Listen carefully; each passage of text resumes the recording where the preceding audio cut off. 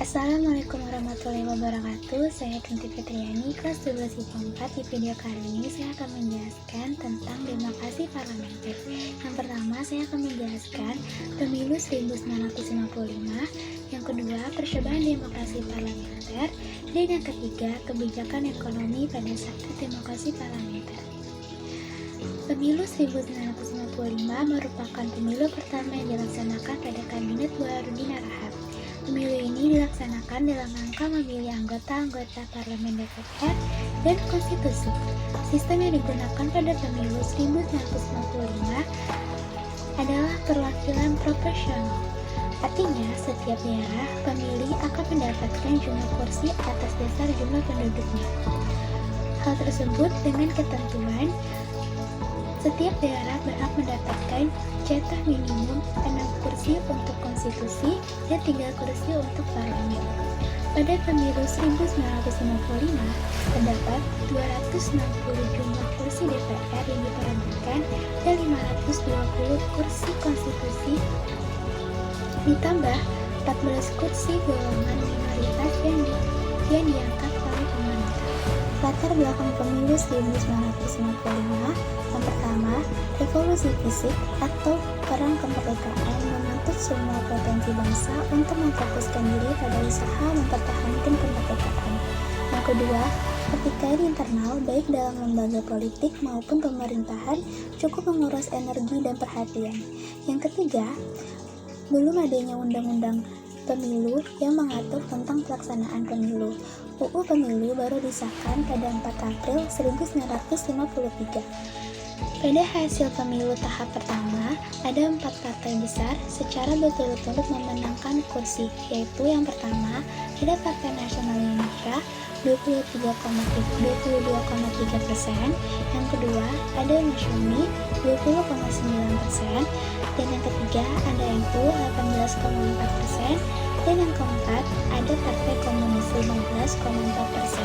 Sedangkan pada pemilu tahap kedua menunjukkan bahwa Partai Nasional Indonesia, Nahdlatul Ulama, dan PKI memiliki dukungan yang tinggi, sementara Masyumi perolehan suara merosot dibandingkan pemilihan anggota pada saat DPR.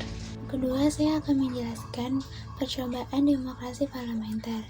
Sistem pemerintahan dalam bidang politik yang dianut pada masa demokrasi parlementer atau yang dikenal juga dengan sebutan demokrasi liberal adalah sistem kabinet parlementer.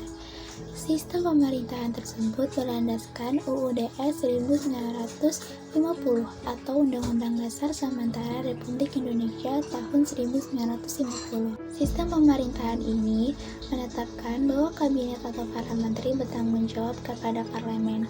Sistem kabinet parlementer juga menerapkan sistem pemungutan suara atau voting yang digunakan dalam pemilihan umum, mosi, dan demonstrasi sebagai bentuk rakyat dalam mengekspresikan hak untuk ikut serta dalam berpolitik.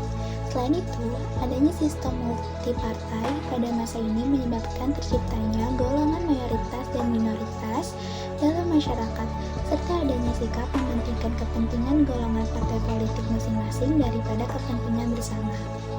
Pemerintahan pada masa demokrasi parlementer dijalankan oleh 7 kabinet dengan masa jabatan berbeda.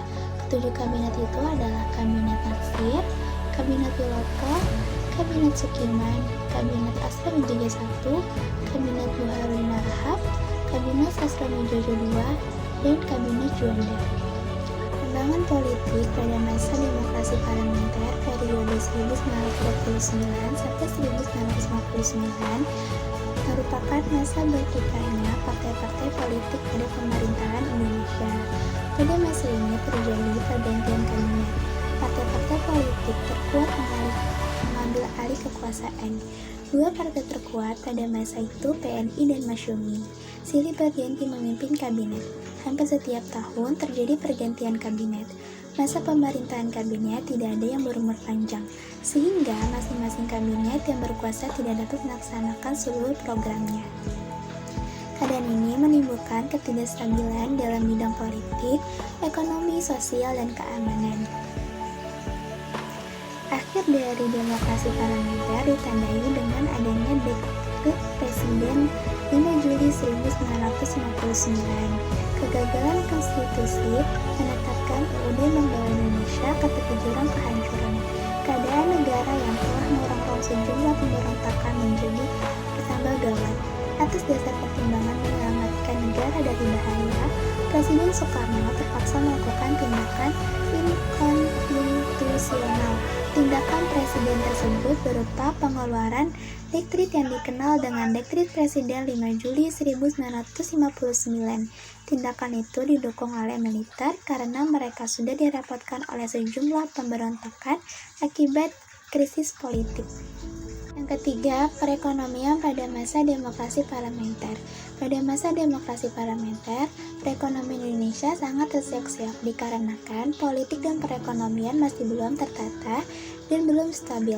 Keterpurukan ekonomi pada masa itu membuat pemerintah mengeluarkan sejumlah kebijakan besar.